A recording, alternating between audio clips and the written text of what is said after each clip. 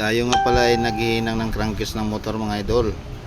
Ayan, ay bago ang lahat ay tayo ay magtutunaw muna ng aluminum.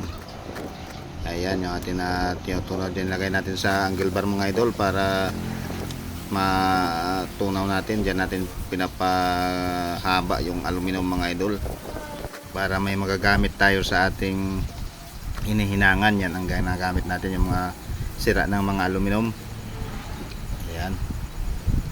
At kung bibili pa tayo ng rad na aluminum mga idol ay magagastusan tayo ng mahirapan tayo sa kalisod mga idol pagbili.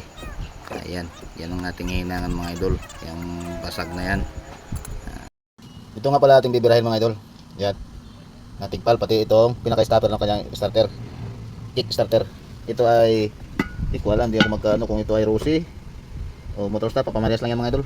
O yan, hindi naman sigurado ito Honda, hindi walang Honda nagkaganito ng maaga pa. Ayan, kaya ito hinangan natin mga idol.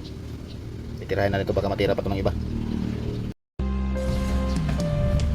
Hindi ko kailangan maging perpekto.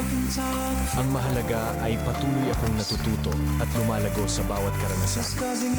Sa bawat pagkatalo, natututo akong bumangon at magsimula muli, mas matatag kaysa dati. Ang bawat hakbang, maliit man o malaki, ay nagdadala sa akin patungo sa aking layunin. Ang tunay na pag-unlad ay hindi sa pagiging walang pagkakamali, kundi sa tapang na magpatuloy sa kabila ng mga hamon.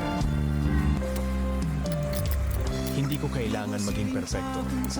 Ang mahalaga ay patuloy akong natututo at lumalago sa bawat karanasan. Sa bawat pagkatalo, natututo akong bumangon. Mga idol, nasa na natin ay papasok, ay lilinisin naman natin yung lagay nitong, dahil dito siya nakalagay, lalagay natin yung pinaka-dowel.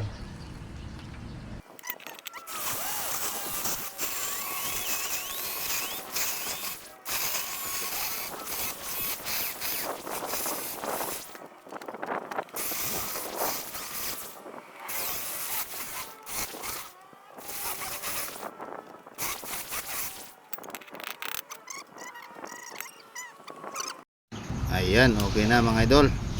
Thanks for watching.